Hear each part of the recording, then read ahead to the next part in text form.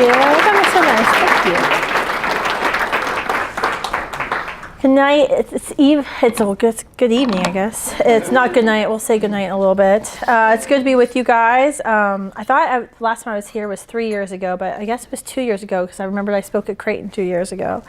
But yes, Liz and I have had quite a day going to Spirit, speaking there at the radio station, and then at UNO for the 40 Days for Life rally. I hope you all participate in the 40 Days for Life campaign this fall. You know, 12 years ago, there was a problem in our pro-life movement here in America. Young people were polling consistently pro-choice. The abortion industry was running pretty much unopposed on our nation's high school and college campuses. And our brand, the actual title, the term pro-life, was actually turning a lot of people away from joining our cause, which we all know is the greatest human rights movement of our time. So 12 years ago, with the help of an angel investor in Massachusetts, and a few pounds skinnier and with zero gray hair, and not yet a Catholic, I helped to launch Students for Life America. I, as any business leader will know, I naively said yes to an opportunity that was presented to me, not quite understanding the full consequences of saying that yes and what it would really take, but to say yes, to embark on this uncharted mission, this journey that is much bigger than myself and much more challenging and painful and stressful than I could have ever imagined in my wildest dreams. We decided to do something different, to kind of go where the abortion industry was actually targeting young people and trapping them in their predatory business cycle, right on the college campuses, because that's where we were losing the hearts and minds of this generation. That's where we know culture is formed. Culture is made on our college campuses. And what we realize, and what I see all the time, is we can pass all the laws we want in Washington, D.C. or in state capitals across the country. But if we lose the culture, if we lose this generation who will drive our culture, everything will be lost in the next 25 years. Everything will be erased. It will all be gone. So the idea of our mission was simple. Get on the offensive, to go on the ground, to first build authentic relationships, something that anyone who works with millennials understands that this is what they crave.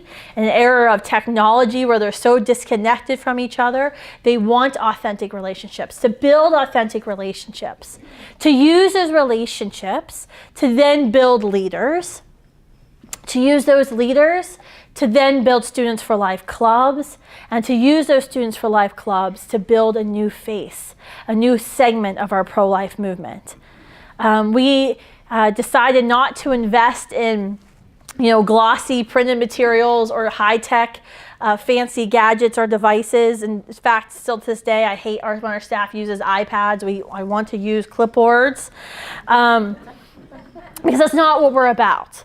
We wanted to take that tried and true evangelization model of belong, believe, behave, and apply it to the pro-life movement and put it into practice. First, meeting students where they are, getting them involved in something greater than themselves, a cause worth investing their most precious asset into, their time, getting them involved, getting them surrounded by others, getting them to belong, and then getting them to believe what we were saying is true.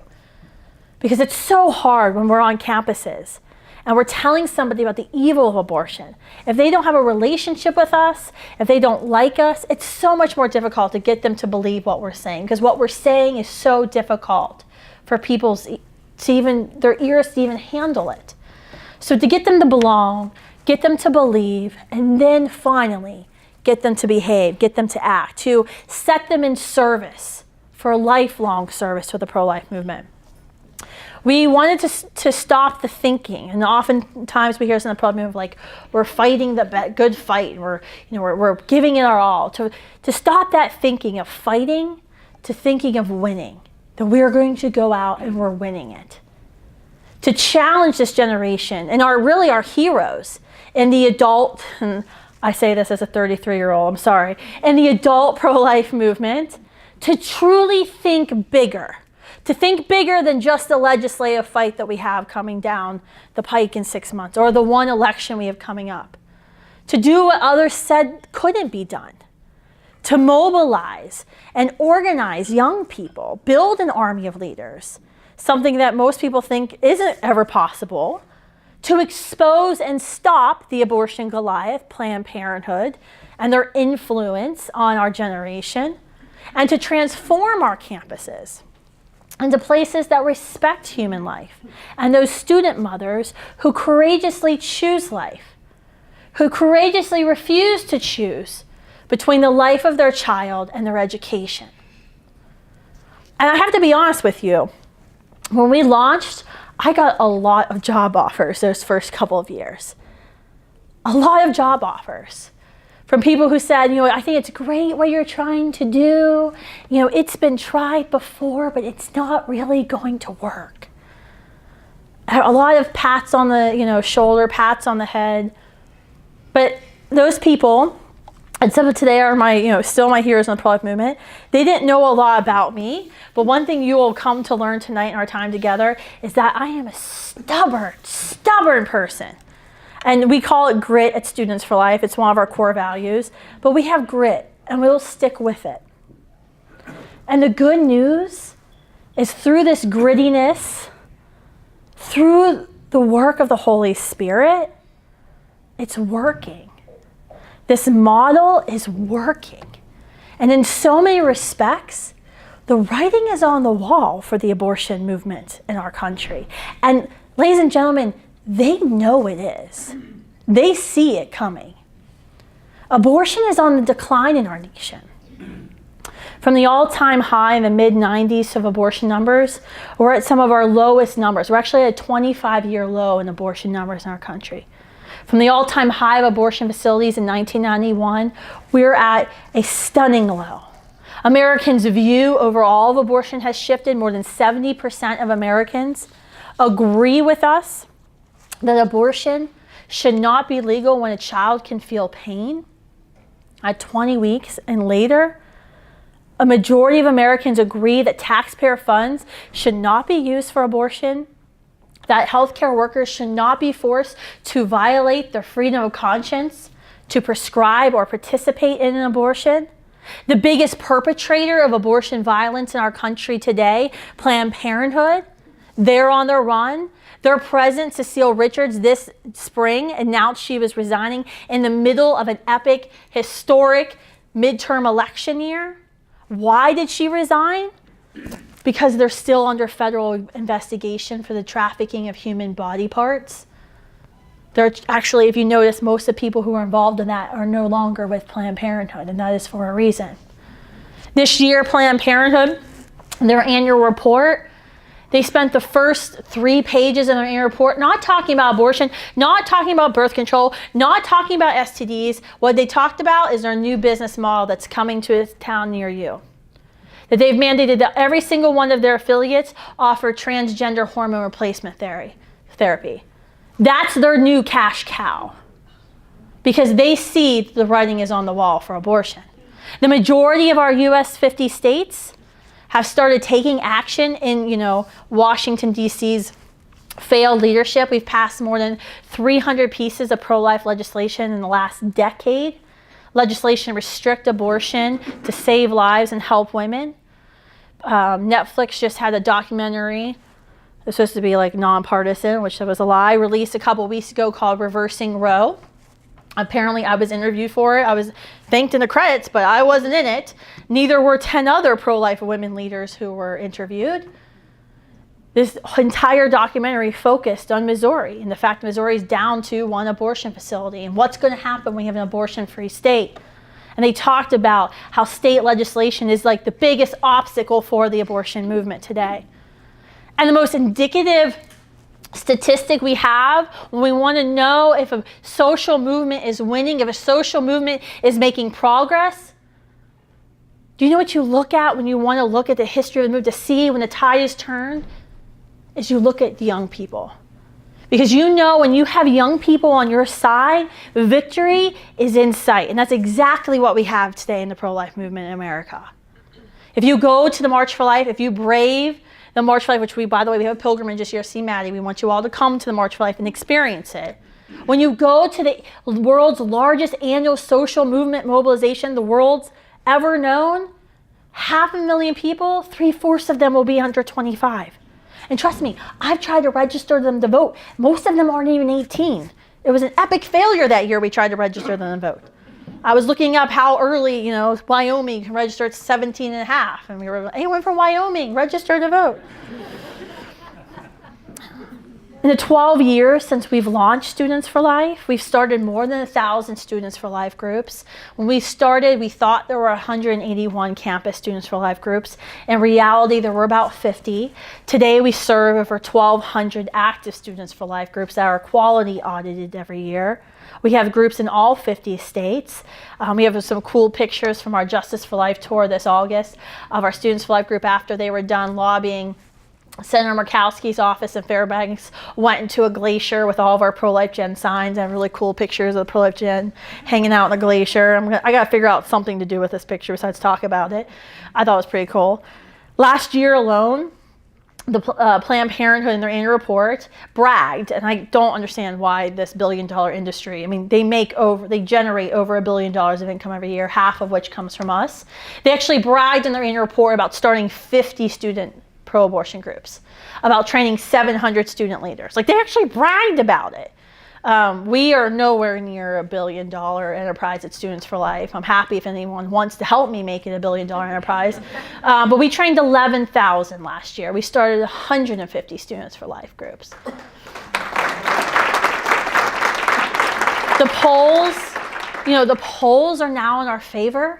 We did some internal polling just 2 years ago with the Barna Group. 53% of millennials, 18 to 24-year-olds, agreed with us that said abortion should be legal in all or most every circumstance. We had 53%. 53%. We've never seen numbers like that before. Only 17% of millennials actually agree with the Democratic National Committee's platform of abortion whenever, wherever, and taxpayer funded. They're the extremists on the abortion issue. Do not let anyone call you or the candidate you support an extremist. They are the extremists. They are always the extremists. In schools last year, Reading, Pennsylvania, and Spokane, Washington, Planned Parenthood tried to get full-time staffers into these school districts. Full-time staffers, which we knew exactly what they were going to do, is refer students back to their abortion facility. It was students and it was parents who rose up in those communities and stopped Planned Parenthood from entering their school districts.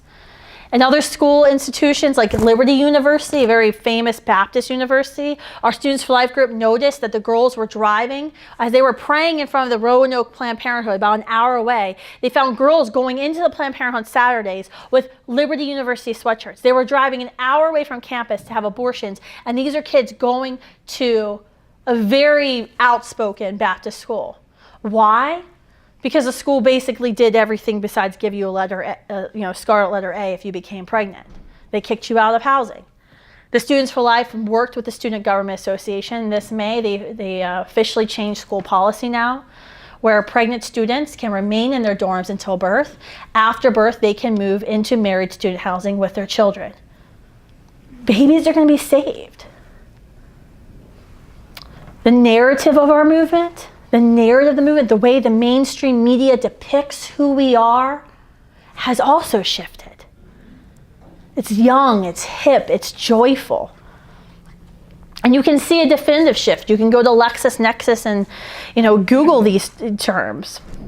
You can go and look at newspaper articles in the early 2000s and the late 1990s about abortion, Wichita or Kansas City or whatever big local newspaper you want to do. And you would be guaranteed before 2008, if the word abortion or pro-life came up in the article, the picture would be very clear.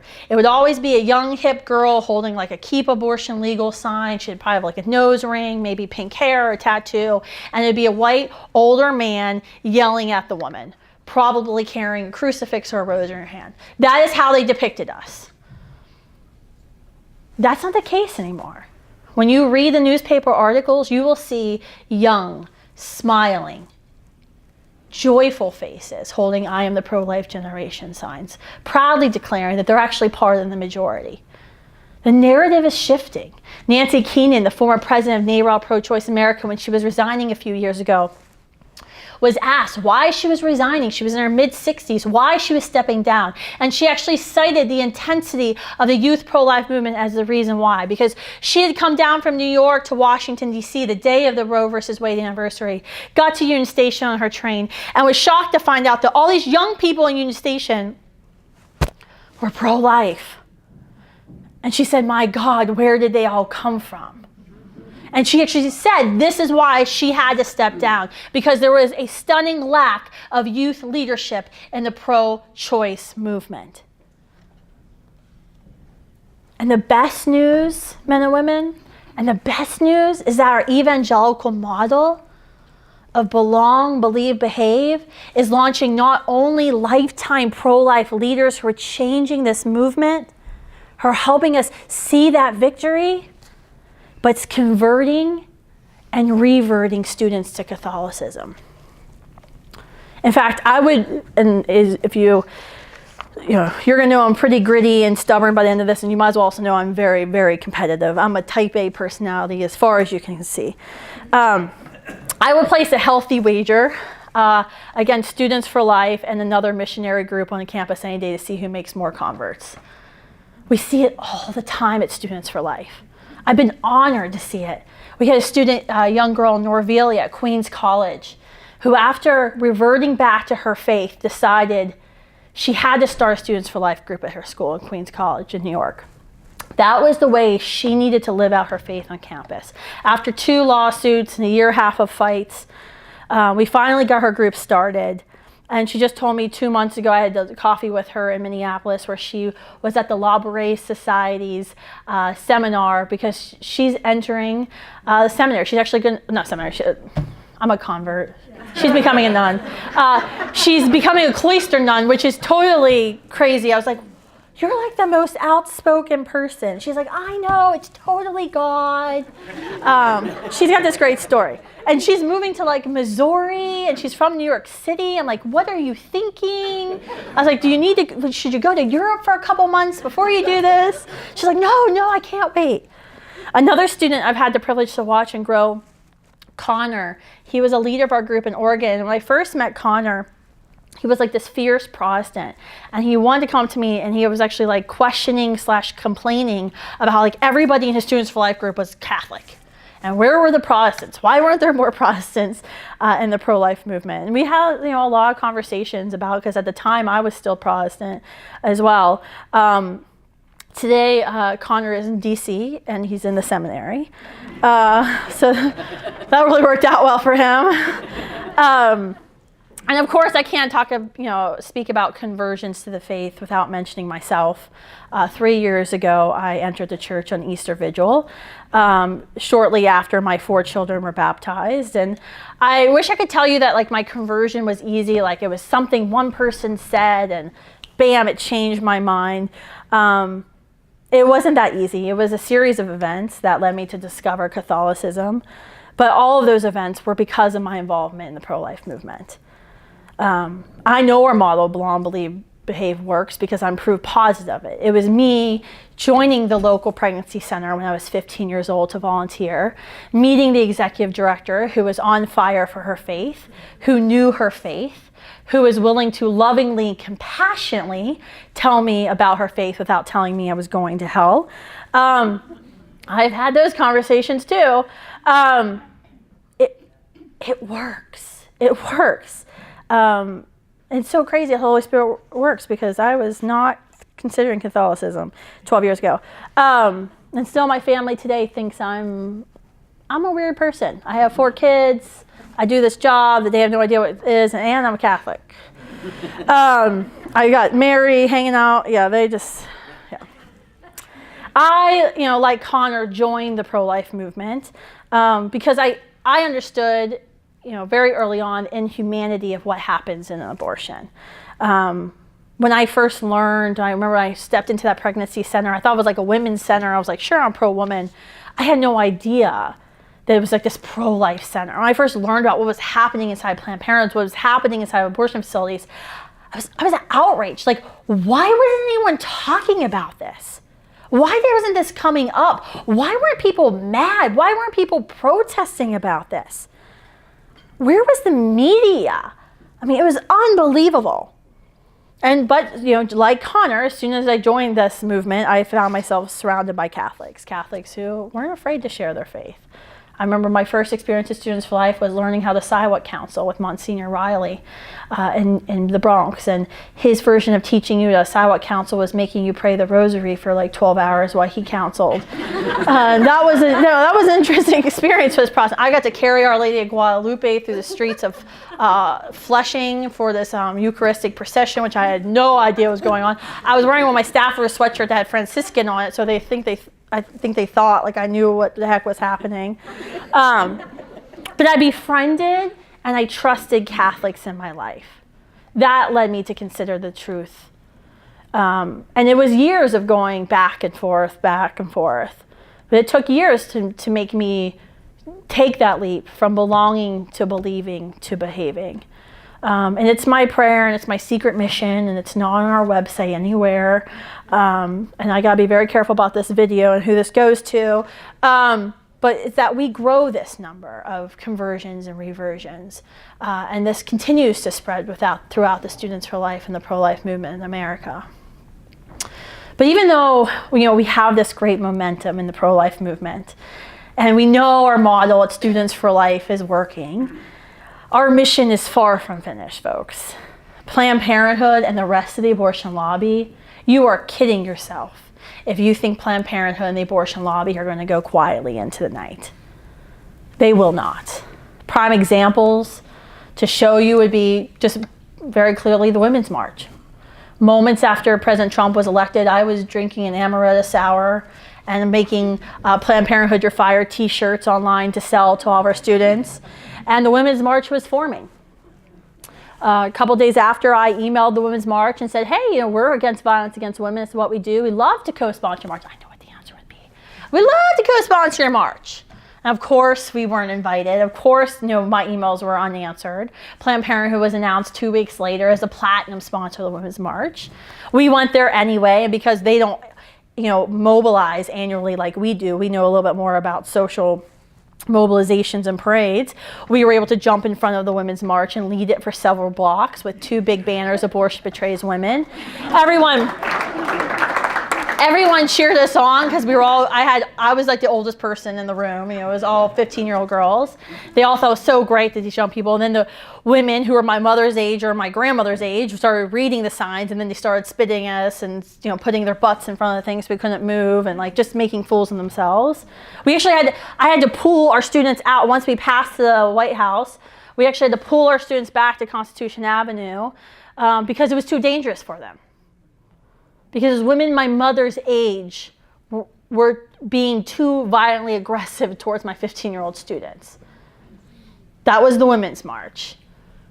A couple months ago, I guess it was 2 months ago, in August, I got an email from Planned Parenthood in Iowa announcing, that they're doing something, rising up against this anti-choice rhetoric on college campuses. And guess what? They're launching a field program with regional coordinators. They know what's going on. Prime example, though, would be what we've seen the past month in Washington, D.C. No one should be fooled into thinking the Brett Kavanaugh hearings were about anything else besides abortion. It was all about abortion from the very beginning. It was always about abortion. I don't know if any of you saw, I was in Ireland last weekend speaking at their conference, but I got to see on Facebook the video of the women trying to pry the doors of the Supreme Court open, clawing at the doors, screaming at the doors. You haven't seen anything yet. Wait until Ruth Bader Ginsburg dies. She is their icon. They sell t-shirts, have pins, have buttons, RBG. She is their hero. She is their heroine. They know, as well as I do, that Roe v. Wade is history. That Roe v. Wade is finished. And they're scared. And I know I just scared like half the people here in this room who are afraid of conflict. I'm really sorry, but it's going to get more contentious. Our nation is more divided than ever. We are literally living in a state of crisis in our country. I can't think of any other way to describe it. Since the Supreme Court handed down Roe and Doe in 1973, we've had more than 60 million preborn little girls and little boys killed. Someone paid to rip them limb from limb in their mother's womb.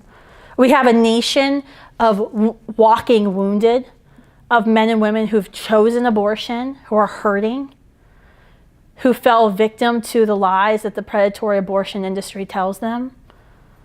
You know, the industry that's there to make a profit off of their despair. They fell victim to the lie that they had to kill the very thing that they created, the very thing that lived inside of them in order to live their life as they see fit, in order to have true freedom and autonomy. And the church is in crisis. Its reputation and trust is in shambles. I was in Ireland last weekend, and I was told not to bring up religion. Of course, don't tell me not to do something, because that usually means I'll do it. So I brought up religion. I mentioned the Holy Spirit. And it was fascinating how people came up to me. I was like, thank you for just saying that word. No one will speak that word. Their church is even more in shambles than the American Catholic Church. This generation, while we've been polling consistently pro-life, don't let that fool you. They're also polling the most secular. This is the least church generation our country has ever known. Their parents fell away from their faith. Their parents didn't raise them in the faith. The conventional wisdom has always been, well, students will be liberal, they'll fall away from their faith, but don't worry, they'll grow up, get a job, start paying taxes, start voting Republican, have a family, they'll come back to the church, they'll come back to their faith. Our own bishops and their studies have proven that's not the case. They're not coming back. They can live a completely secular life without having the needing or wanting the community of the church. They become spiritual, right? I had a friend tell me, well, I'm still a Christian. I was like, well, do you believe Jesus Christ died and rose again? Well, no, but I'm still a Christian. Okay. Doesn't really work that way. You know, but maybe I guess I'm more spiritual. You know. The current crisis, and the crisis that I believe, is going to define this century of the history of our church, is that Satan has been allowed to roam freely within our walls. And we've been so afraid of protecting the institution of the church that we haven't called Satan out. We haven't cast him out. I mean, as a convert, this is really hard for me because the institution, the bureaucracy of the church was one of my big stumbling blocks. This has been a very big time for me in testing my faith. So this evening, my speech and my presentation to you, I wasn't asked to come make a case for why abortion is wrong. If you don't agree with me that abortion is wrong and evil, we can have coffee after. I would love to have a fascinating conversation with you about that. And believe me, there are some legates who don't believe abortion is wrong. We had a discussion earlier. I didn't come here, though, to lecture you about why abortion is evil. I was honored to kind of come and kind of share some of the war stories and things that have happened on campuses and the successes, but that wasn't really my point either of coming. My point of coming was to ask you, and I know you were like, why did we ask her to come now? To do something hard, to do something that's going to take courage and something that will take resolve, and that's to lead, to commit to mentoring and inspiring this youth generation. Not to lose hope, not to lose conviction, and to champion them as they take on the lies of the abortion industry on their campuses, in their communities, as they become the leaders our church needs them to be, as they become unapologetic leaders for our faith. I need you to say you were willing to step up and lead. You are legates. That's what we are. We're supposed to be leaders. We need you to lead. Now is the time. And if you say yes to this mission, I have 3 things that I want to impart on you. I want to prep you for what I think you need to be prepared for this battle. This battle for the heart and soul of our generation, for the heart and soul of our church. I think the first thing you have to do, and I need you to do, is I need you to envision. I need you to envision In order to be successful in our movement in America, to abolish abortion, to make abortion illegal and unthinkable, we have to believe that the battle God has called us to, thank you, Father Ryan, called us to, can actually be won. Can it be won? My battle, I know my battle from my life, is to end abortion, bring more people to Christ. So often, people who engage in social movements, who join our pro-life movement, remind me of like a football coach moments before his team runs onto the field telling them, great job in practice, you gave it all, but you're going to get your butts kicked. What do you think is going to happen to the football team during their game? They're going to get their butts kicked. The all-star quarterback or the running back or the wide receiver, I'm learning all the positions. I'm in my husband's fantasy football league. Safety. These all-star players who are looking for a college scholarship, they're not going to give it their all. They're not going to risk injury for a game they know they're going to lose. They're going to lose because it's simple sports psychology. Winners always envision the win. That's what so many of us do in the cause for justice. We say we're pro-life, that we're anti-abortion, but then the next breath we say ending abortion isn't actually possible. That abortion will always be legal. That's crazy. We are people of faith. Planned Parenthood believes it's possible. They already have the strategic plan for what to do. They already know what they're going to call abortion. It's like induced miscarriage or something like that. They already have a plan, but we say it's not possible.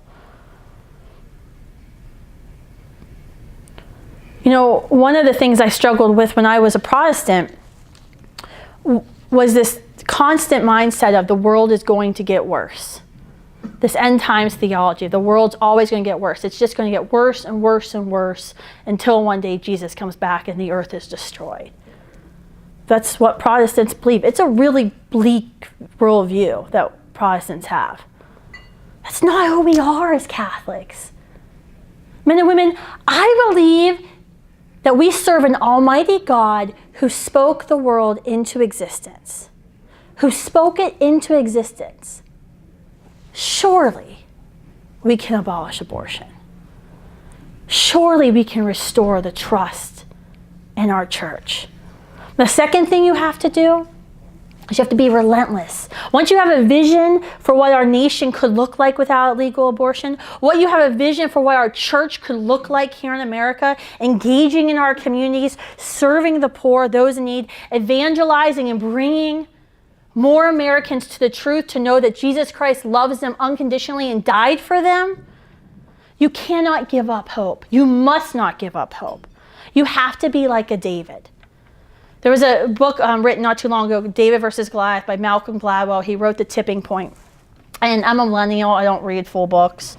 I do podcasts, or I read the New York article, which was like 25 pages. In my book, that was a big thing for me to do. And I was reading this New Yorker article about the hypothesis of David Goliath. And what Malcolm Gladwell found was that, studying the actual David versus Goliath fight and then studying other historical fights, he found that David's can actually win. It's not like a miracle. If David's fight like David did, they can win statistically about 60% of the time. But you have to do something different. You have to do something different. And the first thing he said was, you have to be relentless. You have to substitute effort for ability. That relentless effort was much harder to come by, was much harder to find than actual ability or skill. You have to be willing to have grit and to stick it through, to work harder than everybody else. That's what we have to encourage. That's what you have to encourage this generation of leaders to do, to never give up. The other thing they found, analyzing the battle between David and Goliath and other historical battles, was David's have to rush forward. They have to be the advancer. Scripture tells us that David rushed Goliath, and there's a whole debate about whether or not maybe David knew Goliath couldn't see that well up close or not. You can't stop social activists, would tell you you have to antagonize because change only happens at the point of conflict. And I know everyone who hates conflict is like, ugh. Change only happens at the point of conflict. You don't change a society by not engaging in the conflict. Now is the time, men and women, for the church not to be silent. What's happening in Ireland is a huge mistake. The church has been cowered into silence. They won't even say that they're Catholic. They won't even say that they're a Christian because they're ashamed of who they are. Their church will die. Their churches will be just as bad as the rest of the European churches. Now is the time for us not to be silent. Now is the time for us to speak up louder and to evangelize more. We have to rush forward. And the other thing he found with David's was they have to think outside the box. You have to be willing to change the rules of the game. He actually talked about how you have to be willing to be mocked and criticized for doing something outside of the conventional wisdom. You have to be able to change the rules of the game. And we can do that in the pro-life movement. Last Sunday, the pro-abortion governor of California vetoed SB 320. SB 320 was a bill that was introduced this January that would force every college campus in the state of California to dispense RU46 on campus, turning every college campus in California into an abortion facility. Every single one. We took our students to Sacramento in January, in April, in June, in August. We testified, we lobbied. I wrote op-eds, we did TV appearances, we did radio appearances. I went to the national pro-life adult groups and said, please join us, please help us. And everyone said, it's impossible. It's California, of course it's gonna pass. There's nothing we can do, just wait till we can file a lawsuit. Maybe that will help. We didn't stop.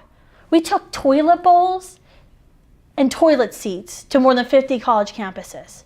And the messaging was simple. This is no place for a woman to have an abortion. We had pro-choice students on campuses even signing our petitions, agreeing that yes, maybe this was a little wrong. Last Sunday night, the pro-abortion governor of California used our own talking points and vetoed SB 320. We were able to change the rules of the game. And the third thing you have to do, I know I'm so bossy, I'm sorry. The third thing, I limited it to 3 things. The third thing you have to do is you have to be willing to interrupt the cycle. The cycle of lies and betrayals that the abortion industry has set, the culture of death has set our path for our young people. In my book bag, I have a 90-page printout I printed out to read when I was in Ireland and I failed to do it. I gotta do it tomorrow. And what was discovered was a briefing that pro-abortion leaders and researchers had put together for all of the big donors, the George Soroses of the world, to figure out where they were winning, where they were losing, right? In this briefing on page 4, they outlined their goal very clearly. They said our goal is to increase the supply and demand of birth control and abortion. Increase the supply and demand of abortion. That means they need to continue to trap young people in their predatory cycle. And the cycle is very simple. Get into schools as early as possible. Build a relationship with your kids, your grandkids, without you knowing it. Telling them, you know, when you're ready to have sex, you don't have to go to your parents. If you feel uncomfortable, come to us. Get your children, get your grandchildren, have sex as early as possible because they know the earlier they have sex, the more they're going to come to them for STD testing, STD treatment, hormonal birth control, IUDs, condoms. And they know when she's in crisis, she'll eventually come back to them because they've built a relationship with her.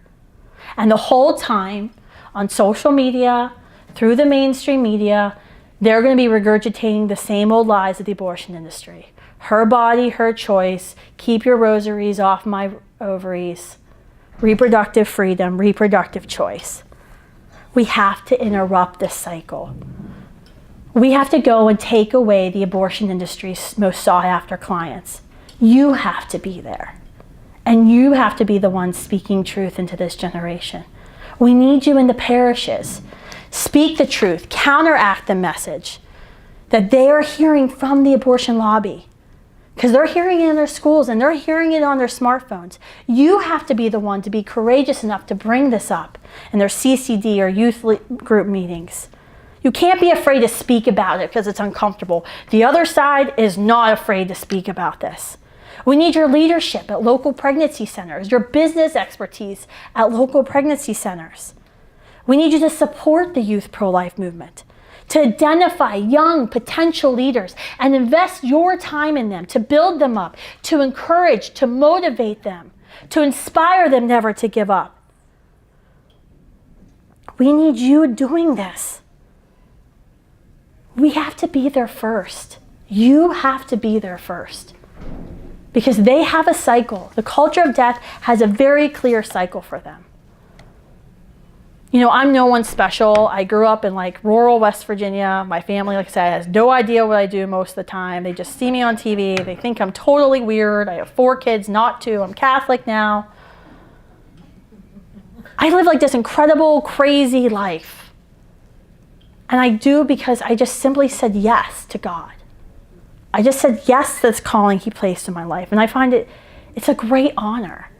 It's a great honor. No matter all the struggles that comes with starting a business and keeping a business running and managing 47 millennials. My God, have any of you tried to manage 47 millennials?